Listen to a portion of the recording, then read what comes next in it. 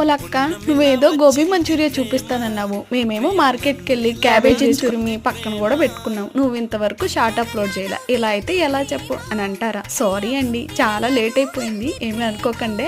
ఇప్పుడు మనం గోబీ మంచూరియాని ఎలా చేస్తారో చూద్దాం. దాంట్లో ఆనియన్స్ అలాగే పచ్చిమిర్చి కొంచెం నూనె వేయడం మర్చిపోవద్దే. అవన్నీ ఫ్రై అయిన తర్వాత అల్లం వెల్లుల్లి పేస్ట్ కూడా వేసి అది ఫ్రై అయిన తర్వాత ఇంట్లో ఖచ్చితంగా సాస్ ఉండాలండి.